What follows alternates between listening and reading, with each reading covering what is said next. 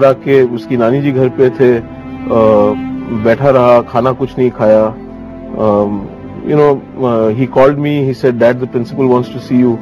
I naturally assumed it's something to do with studies or I said, "Then there's nothing to worry about." I said, "We'll talk about it when I come home." He said, "Okay." And an hour or so later, I got a call from my staff at home saying कि छोटू बाबा कुछ कर दिए हैं. I said, क्या हुआ? ठीक है, क्या हो गया? And he says, सांस नहीं ले रहे. So I said, क्या बात कर रहे हो? And I started screaming. 7 महीने हो गए इस बात को. हम लोग ने अपने आप को थोड़ा संभाल लिया. But at that stage, imagine losing your child. And when I went and met the bishop, he laughed at me. I told him, I said, "Sir, you have to sack the principal. He can do this to someone else." He laughed at me. You always think कि मेरे साथ ये नहीं हो सकता. It has happened to me and it can happen to someone else. तो मुझे एक बात बताइए, इतने वक्त से उसको परेशान किया जा रहा था, घर में उसने कभी कुछ नहीं बताया? Boys are resilient. आप अभी उसका वीडियो देख रहे थे.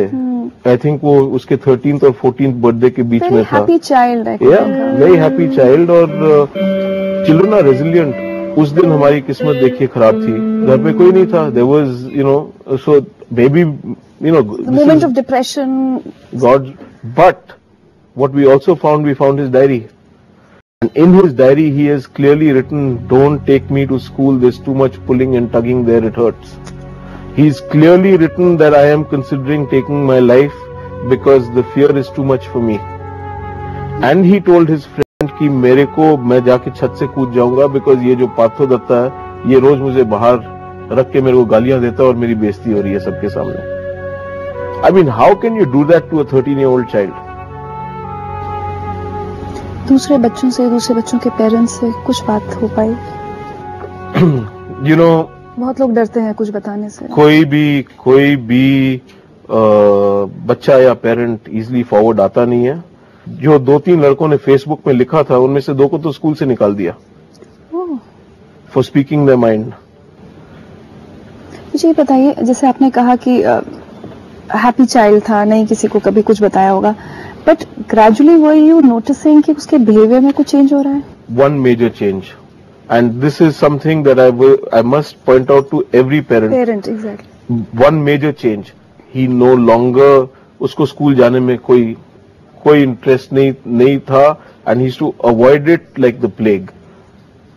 So maybe कई बार पेरेंट्स बच्चे की ये चीज समझ नहीं पाते कि क्यों नहीं जाना. हम लोग सोचते हैं कि बच्चा कभी is digging in or is trying to be बदमाश, but there is some कोई जरूर डीप रूटेड अनहैप्पीनेस है वहां पर स्कूल में या कुछ हो रहा है जिस कारण वो जाने नहीं मांगता.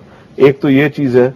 दूसरा, आई थिंक हम लोग, हमारी जो पेरेंटिंग स्टाइल है, जैसे रुवान का डायरी था, मैं और मेरी वाइफ हम लोग हमेशा कहते थे, उसको रिस्पेक्ट करते थे कि वो रुवान का डायरी है. But I think as a parent sometimes take a look, देखो कि आपका बच्चा क्या लिख रहा है. It's not an invasion of privacy. What kind of a child was Rowanjit?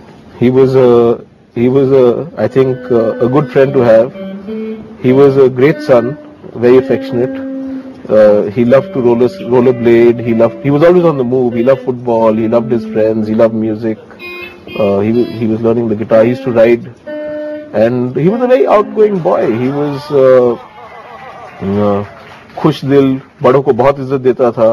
I've lost a very precious child, and I don't want कि किसी और फैमिली के साथ ऐसा हादसा हो. How has the family coped up with the trauma?